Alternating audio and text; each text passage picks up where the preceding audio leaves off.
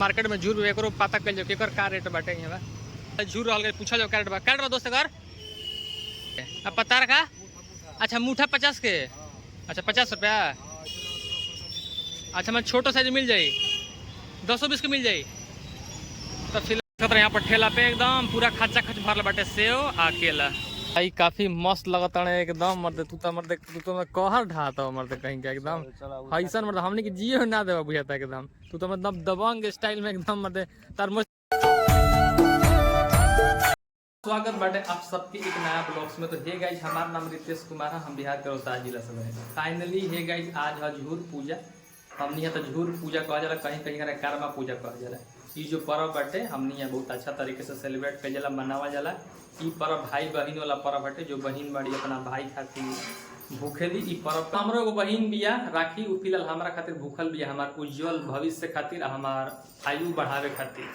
तो फिलहाल अभी तो नहीं किया, अभी फिलहाल कहीं काम में व्यस्त भी है, लेकिन आज के ब्लॉग्स में ओकरो के हम दिखाई ओकर से तू लोग के मिलवाए में। फिलहाल हम जाते हैं अपन होम टाउन सासाराम कामी बाटे के कुछ फल फ्रूट जैसे सेव केला और भी कुछ डेली नीड के सामान जो भी हलवा बनला प्रसादी के रूप में तो वो लेवे के बाटे। तो फिलहाल इसको चला जाए। आज के मौसम काफ़ी ज़्यादा बढ़िया बाटे, तेज हवा चलताटे, कबो कबो धूप हो जाताटे, कबो कबो बदरी हो जाताटे। तो फिलहाल अभी देखो उधर धूप बाटे, जहाँ हम है इधर बानी इधर अभी छाँव बाटे। तो फिलहाल काफ़ी खूबसूरत बाटे आज के मौसम। और ये रहल स्कॉटिश स्कूल आज जस्ट ई वाला रोड के बगल में रहल श्रेया पैलेस। फिलहाल यहाँ से काफ़ी खूबसूरत लगताटे और बगल में सभी सब धान के फसल लगल बाटे। काफ़ी कितना सामने के व्यूज कितना ज़बरदस्त बाटे।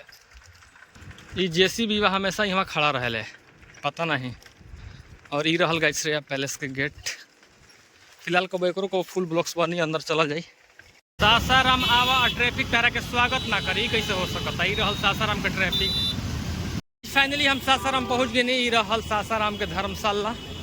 तावा पता कल जाओ कि सेव अकेला के का रेट बाटे आज। तो फिलहाल आवा पूछल जाओ कार्ड बा सेव के आज सेव कार्ड बा 100 रुपया। फिलहाल 100 के बागाई जी वाला ये सब आवा बड़ा बड़ा होता है। कार्ड बजिए कर केला कार्ड बा हाँ 60-70 फिलहाल 60-70 के बाहो। तो ये रहल गाइज धर्मशाला। फिलहाल अभी सुबह के समय बा 10 बजे थोड़ा भीड़ भाड़ कम बा। फिलहाल यहाँ हमारा लेवे के पूछे के पोस्ता के दाना कार्ड बटे। फिलहाल यहाँ पर किराना दुकान बटे, यहाँ से सामान ले लेने। ये रहल हमारे 4 गो आइटम लेवे के रहे यहाँ से। फाइनली गाइज यहाँ से सेव ले रहने। फाइनली यहाँ से केला भी ले लेनी। तो फिलहाल अब हमारा कुछ नहीं खेले। सेव कैसे भावा सेव। फाइनली जौन हम सामान लेवे खातिर सब हमारा सामान लिया गया। तो फिलहाल अब कुछ हमारा नहीं खेले तो फिलहाल लेस को चला जाओ अपने घर की तरफ। अब मार्केट में झूर एक पता कल जो केकर का रेट बाटे यहाँ। फिलहाल झूर रहल पूछा जाओ कैरेट बा दोस्त घर मोटका 50 के। अब पता रखा। अच्छा मुठा 50 के। अच्छा 50 रुपया। अच्छा मैं छोटो साइज मिल जाई 220 के मिल जाई।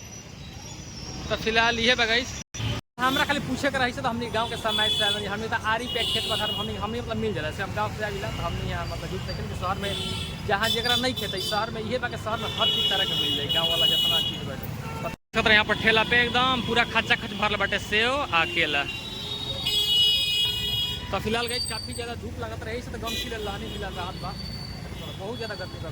फिलहाल मम्मी गाइज देख सकता रही रहल का बोलते हैं इसको सिंघाड़ा के हलवा वाला हेमे करत तड़ी कमे। तो फिलहाल हम भी थोड़ा बहुत मदद करते नहीं मम्मी के। हालांकि मम्मी सब कह दे हम तक लास्ट में बस फॉर्मेलिटी नहीं भावता नहीं महल्ला जना है। हम गली में से बहरी साल कहीं में ऐसा फील होता कि नहीं हलवा बनत है। तो फिलहाल मम्मी का कह दिला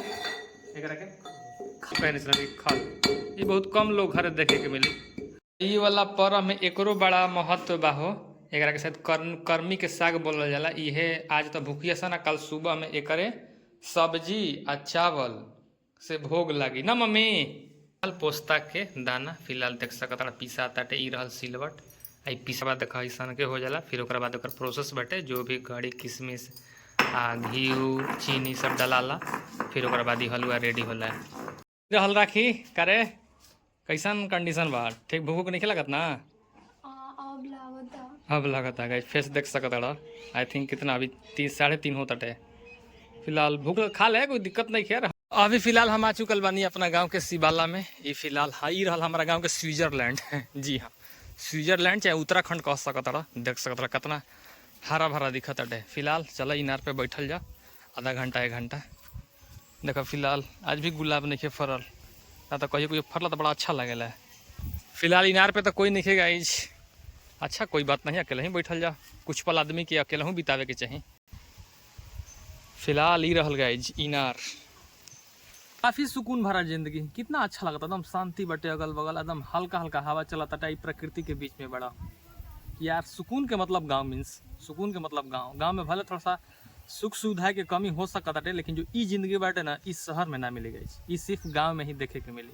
तो फिलहाल काफी अच्छा लगा था गाइज। रहल गाइज सामने के काफी खूबसूरत व्यूज। तो अभी फिलहाल हम जाते नहीं अपने घर की तरफ। लेट्स गो, चला जाओ। जय हो भोले बाबा। ई रहल गाइज सिंघाड़ा वाला हलवा फिलहाल बन गइल बा, लेकिन अभी नहीं मिलेगा। काहे से कि एकर पूजा होगी, प्रसादी होगी, पहले राखी खाइए ओकरा बाद हमनी के खाइल जाई। तो ई रहली हमनी घर के जेसीबी। फिलहाल ई रहली इनकर घर, लेकिन फिलहाल देख सकत अपना सिंह से ही ढाह देले बड़ी। अच्छा इहे रहल इनकर घर फिलहाल। अच्छा अशोक कैसी तरह एडजस्ट कर ला। अशोक गाइज सोचले बनी दशहरा से इनकर नया सेट एकदम दीवा देवे के बेट। बेबी तार नया घर बन जाई दशहरा से, ठीक ना? अभी यही में एडजस्ट कर। हट हट देखा फिर ढा दिया। डांटे के पड़ता करके। ए बाबू ढाहो मत, अपन घर ढाल जाला बौरा हड़ू। फिलहाल टेम्पू टेम्पू में पार्टी चलता है। एगो ई बने इधर बड़ा हिमांशु किंग देख सकता। फिलहाल छोला आ समोसा छोला मारा तड़े। एगो जिगर बने। एगो बाबू तहार नाम का है? हाँ हिंकर कृष्ण नाम है। फिलहाल ठीक है, ओके। बुची आ गई। का ले बड़ बुची, का ले बड़ू खाए वाला है? द फाड़ दी का, फाड़ दी। अरे यार बुची आ गई। तू का ले बड़ू हो? का ले बड़ू हमें? सब्जी है? आलू है? अरे मर्दे। फिलहाल बुचिया खुश भाई सन। हाँ हाँ जा आलू पहुंचा के आई है। जा आई बुझा नू, ठीक बाबा जा जा। फिलहाल कहत फाड़े के दहो दा बुझी फाड़ दी। दा फाड़ गई बा ना, तब क्या फड़ा तड़ू? फाड़ तो गई बा। का है देखे देखे रहे कैसा लगता? तीता की मीठा? मीठा लगता है? पता नहीं गाइस। मिलिट्री इमली के रस खाता। ला ला ला ला ला ला खा खा खा। अरे खा मर दे, खा खा तू खा। तो फिलहाल ये लोग रहा हमारा मोहल्ला के लड़का। कहाँ जाता हो? कहाँ बा? बाजार कर रहे हैं, ठीक बा ओके। फिलहाल हम आ चुकल बानी दक्षिण टोला अपना मित्र से मिले खातिर। ये रहले हमारे मित्र कृष्णा भाई। काफी मस्त लगता है एकदम। मर्द तू तो कहर ढाता मर्द कहीं का एकदम ऐसा मर्द हमने की जियो ना देवा बुझाता एकदम। तू तो मतलब दबंग स्टाइल में एकदम मर्द। तार मुझसे दिखावा, तेरे मुझसे दिखावा। अरे पहले दिखावा देखो। अरे मर्द का गजब लागत भाई साहब। हमने क्या बन जा अपना गाँव की रहल नयका रेलवे ट्रैक और ये रहल आस पास के काफी खूबसूरत व्यूज। ये सब कुछ तो ठीक लगता दबंग स्टाइल, लेकिन ये चश्मा भी ना खालसा ना हार मतलब कुछ चश्मा रही ना तो एकदम दबंग लगता ना एकदम काफी। लेकिन लुक काफी हैंडसम आप लग रहा लगता था। लेकिन जो भी हो, लेकिन कृष्णा भैया काफी ज्यादा हैंडसम लगता है। देख सकता है मस्त लगता है। ये लोग रहलन हमारा गांव के लड़का। फिलहाल ये लोग लुप्त एकदम लुप्त उठावता हूँ लौजा पे बैठ के। फिलहाल बिजी बड़ा कुछ देखता हूँ जाए। ई रहल गाइज हमारा गाँव की काफी खूबसूरत व्यूज देख सकता है। सामने के दृश्य कितना अच्छा बाटे आ साथ में कृष्णा भाई भी बहुत मस्त लगता है एकदम। लोकेशन बहुत मस्त बाटे। फिलहाल इनका एगो दूगो फोटो लेता नहीं।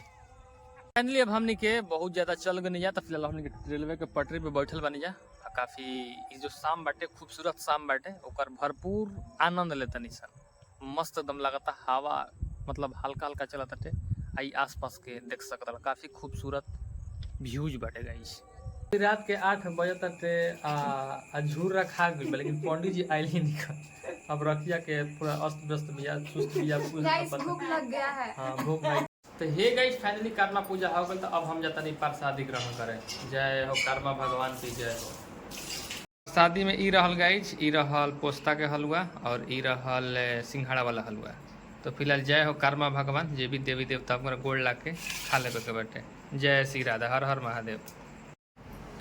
तो हे गाइस फाइनली हम प्रसादी खा लेनी। प्रसादी का बहुत बढ़िया था, काहे से कि जो भी चीज़ भगवान के चढ़ेला तो वो चीज़ थोड़ा सा बढ़िया लगेला। तो गाइस फाइनली आज कर्मा पूजा समाप्त हो गई। 4 दिन के बाद अनंत जी, फिर ओकर बाद 15 दिन के बाद दशहरा चढ़ जाए, फिर ओकर बाद दिवाली आज। माने जो सितंबर अक्टूबर महीना बाटे, बिल्कुल खसब पर्व त्यौहार बाटे गाइज। तो काफ़ी मतलब अच्छा लगी, अच्छा ब्लॉग्स मतलब बनी, स्पेशली दशहरा का हम काफ़ी समय से इंतजार करते नहीं, दशहरा में एकदम फुल ब्लॉग्स बनी, तो गाइज काफ़ी अच्छा लगे। फाइनली हम लोग को एंड करते नहीं। आई होप कि हमारा वीडियो अच्छा लगा तो लाइक शेयर एंड सब्सक्राइब कर दिया जाए। तो जल्द ही एगो नेक्स्ट वीडियो मिल जी, तब तक खुश रहिए, मस्त रहिए। आप सभी को हमारी तरफ से राधे राधे।